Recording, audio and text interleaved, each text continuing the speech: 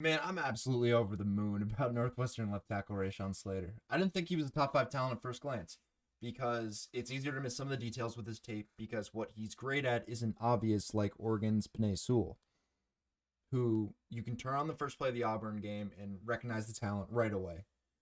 And Sewell's genetics are stupid, man. I think if you gave them both battle axes, had them take a few hacks at each other, I'd take Sewell over Slater. He's got youth, height, weight, speed on his side, and he might be a better fit for primal warfare. But if we're talking NFL offensive tackle, I'd take Slater over Sewell, and I'll show you why today. Quick thoughts on the conversation around line play.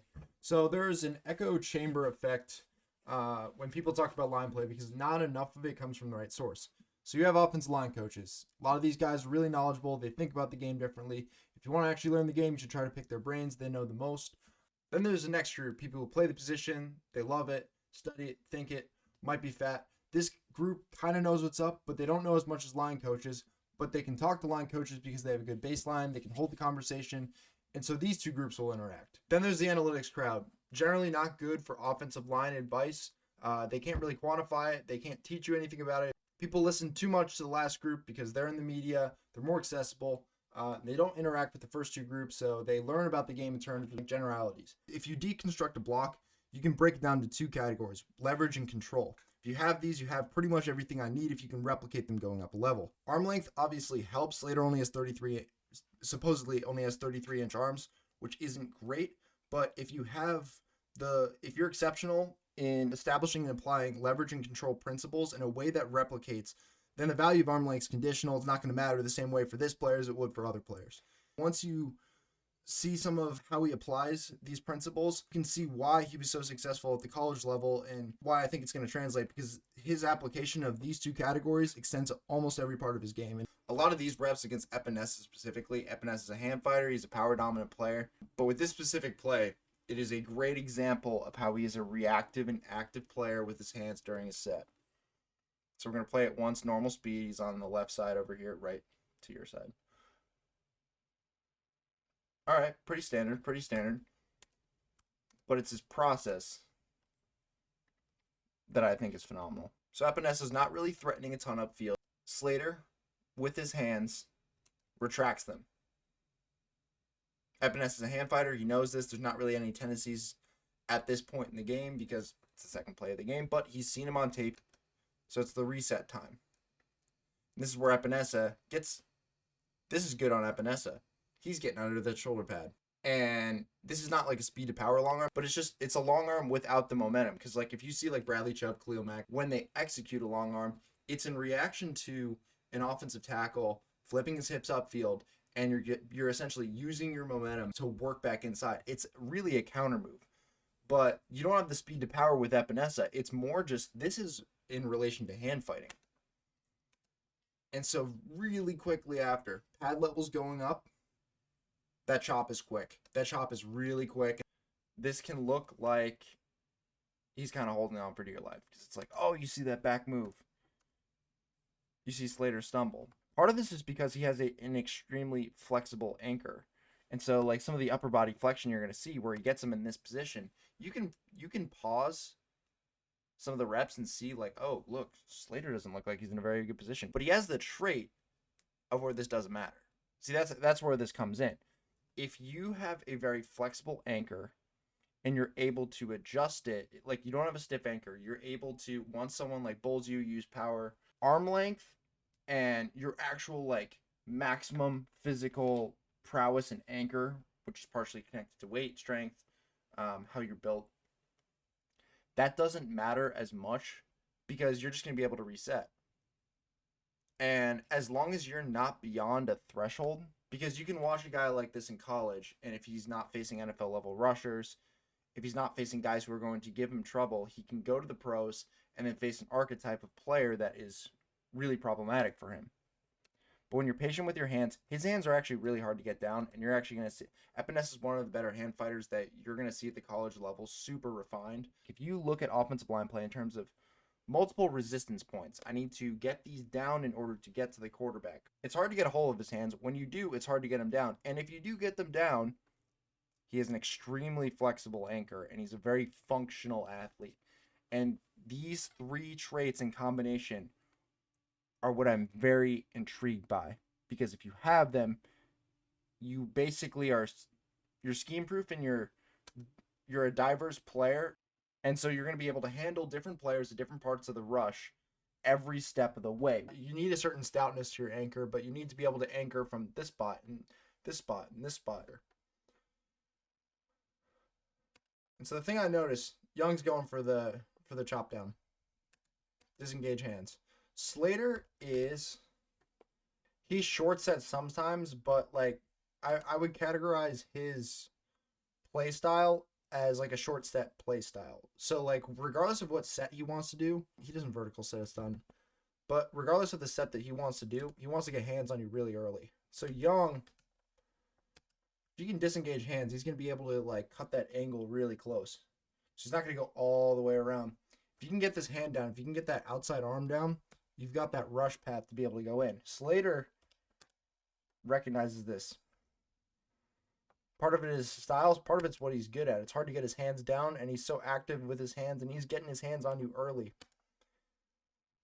And so with Young, he tries to disengage with the swipe again. Slater's just going to push him past the pocket. A little knockdown, too. All right, same thing with the next obvious or meaningful pass rep that Slater went against Chase Young. Same alignment, fairly wide alignment. Last rep, Young's trying to go around that outside edge. Didn't work. So this time he's going straight down the barrel. And it looks like he gets a good amount of blowback. He gets that inside lane. Why doesn't he get there right away? This looks like it's a bad position from Slater. Same thing. Slater's going to want to get hands on him. Young's getting into the chest. You see the blowback right there. Why is he not able to get inside to the quarterback? Slater's got an incredibly good base. He's got a very good balance. He plays his sets very well. Even when he doesn't play them great, he's got so many things that can save him.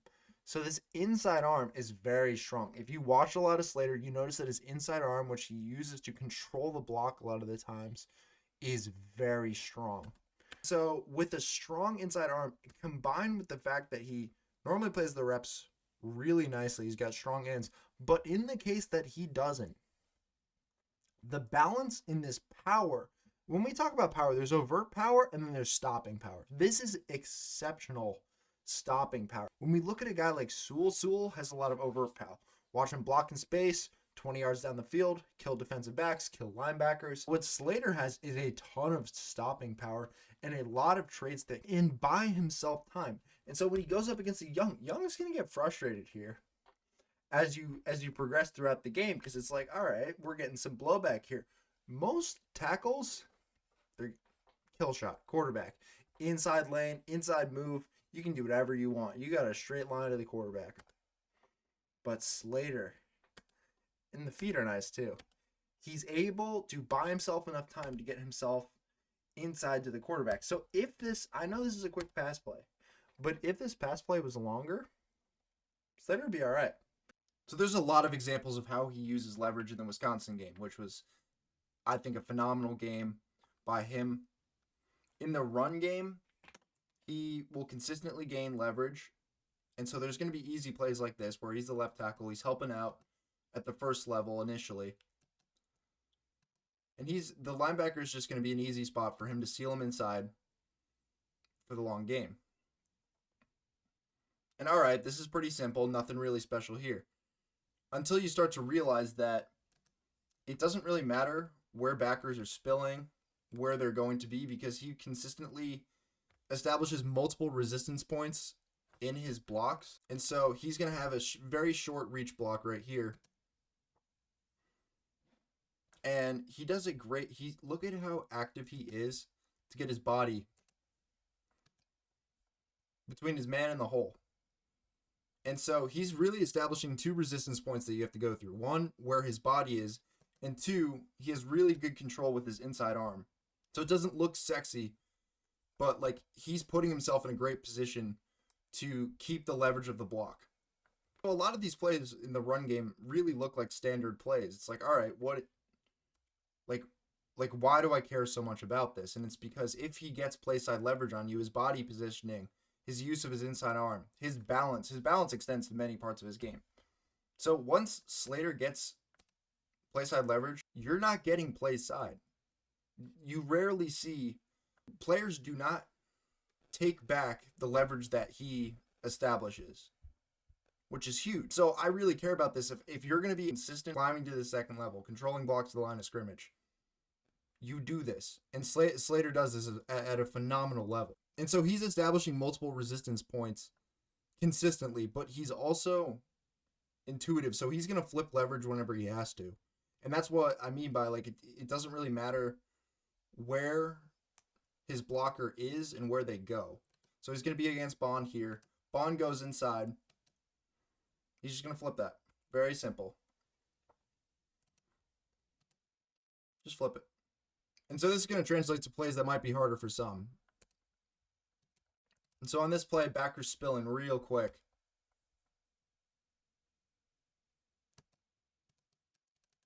He's going to get BT outside. Doesn't look great. Just going to flip the leverage. 2 more examples of Slater's application of leverage, which is really, really impressive. Second level seal right here. Watch him overtake that.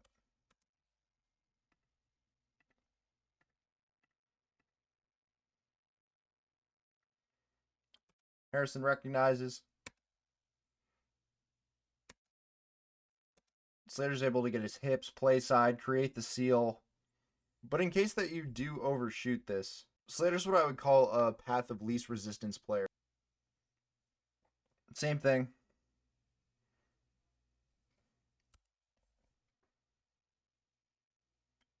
Harrison's really going to make a point to get play side, or what he thinks is play side. But again, path of least resistance. He's just going to flip that leverage. You go too far inside, I'm changing how I block you. And when you watch him, he does this over and over and over again. At that point, I consider him a player who's going to flip leverage. He's going to apply leverage in the right ways. And I think he's going to be an exceptional climber to the second level. If you're running any sort of zone stuff, if you're getting double teams and he's climbing, if he's got an assignment who's got natural leverage based on the formation, he's going to really be an impressive player. With this rep, you're seeing a lot of the balance issues that I think he actually makes him a better prospect than Sewell. And the reason is I think that, like, a lot of this multi-directional torquing, which Epinesa is going to try to do, where you're working inside, outside, inside, this is just control. This is absolute control. And if you watch it slowed down, you're going to see why he has control. It's because of his base, it's because of his hand usage, and it's because of his overall balance. So he's getting that hand on Epinesa early, good overall base.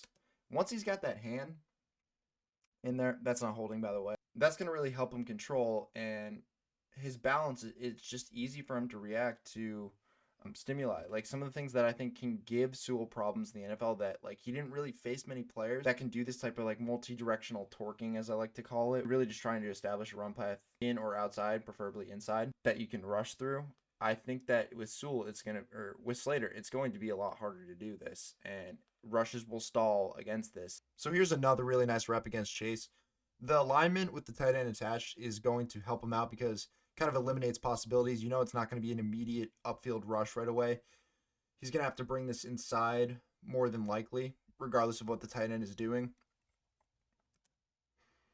And so just in half speed, Slater still plays this really nicely.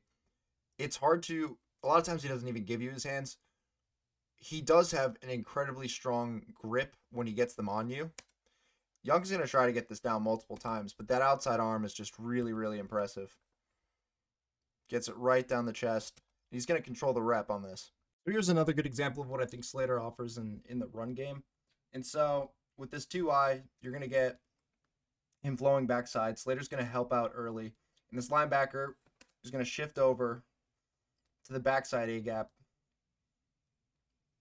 Slater's going to help. You're going to see some of his change of direction ability, which is part of the functional athlete, and then you're going to create the seal inside. So a lot of the buzz from Slater has come from his performance in the Ohio State game against Chase Young. I think his most impressive game might have been against Zach Bond. And you're going to see the one rep that he technically loses, but there's a lot of context to this rep. You got Bond in a really wide alignment. You got the back to his side. Bond's going to time this snap early. Back's going to have to pick up a blitzing linebacker. Wisconsin is very advanced with their overall blitz profile. Their defensive coordinator is what I found to be unpredictable. Jim Leonard is a really good defensive coordinator. They got good personnel. They were really mixing up some of the blitz packages.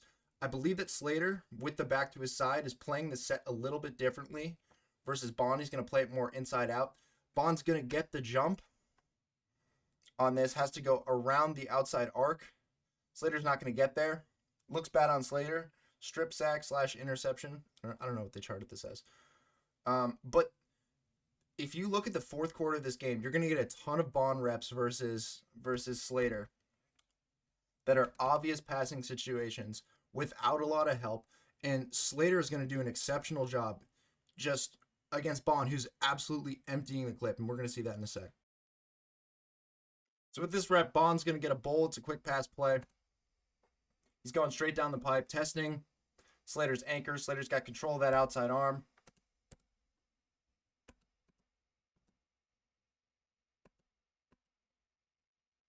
You see him working his feet back. He's in a really good position. He's able to handle this really nicely. If this rep went longer, he'd be in a great position for any sort of counters. So when we talk about a rusher straining, emptying every move in the bag, testing multiple areas of an offensive lineman's resistance, here's another example. Bond is really going into his bag here. He's going to try the little ghost move. Slater's in a good position, would be in a good position to push him past the pocket as well. Here's another rep from Bond. Obvious passing down, very wide alignment. Slater's going to have excellent control. Good use of the outside arm.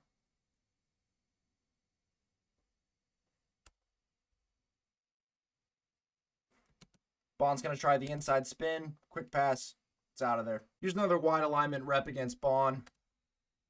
What Bond's going to try to do here is that little inside stutter first. He's trying to take advantage, open up some rush lanes, take advantage of the feet. Slater's very even. And again, you watch a lot of these reps. If these are going longer, if he needs to block any longer, he's going to be all right here because he stays very even. He's patient with his hands. He's patient with his set. Plays this really nicely. Same thing with this final rep against Bond. What stuck out to me on this is pacing. Bond, again, going into the bag. It's a quick pass. It's really not a long pass play. But if you break down the pass set into like a beginning, middle, and end, analyze what he's doing at every part of the rush, there is a pacing and a tempo to Slater's game that really stuck out to me. Even when he's unsure, when he's reacting to a move, he stays even. He's patient. When you start to realize that, when you see this over and over again with an offensive lineman, if you break down the rush into multiple parts, like start, middle, and end, and they have a certain flow to their game, I think it's an underrated part. I think it's really impressive. And when you add it with everything else that he's great at, I think he's going to be able to handle a variety of archetypes in the NFL. So something in Slater's game that I consider a weakness is something I kind of attribute to being part of the flow of the game and the way that Slater will play his sets. If he's facing a rusher from a really wide alignment, he's constantly testing that outside arc. And Slater's either shorting him or meeting him at a certain set point during his pass set. You can be susceptible to some of these inside moves. So Slater's expecting him to test that outside arc. He's been doing it previously in the reps that they faced each other. And when you're from a wide alignment, if you try an inside move, it can work from some of these wide alignments if you're constantly going upfield, upfield, upfield, and then you bang it back inside. And so you're not going to see many of these reps, but this is just kind of a consequence of either short setting or kind of, it has a lull you to sleep effect if you're constantly doing one thing and then you hit the counter, and the counter is naturally advantageous from the alignment that you're in and what you've been doing previously to the game.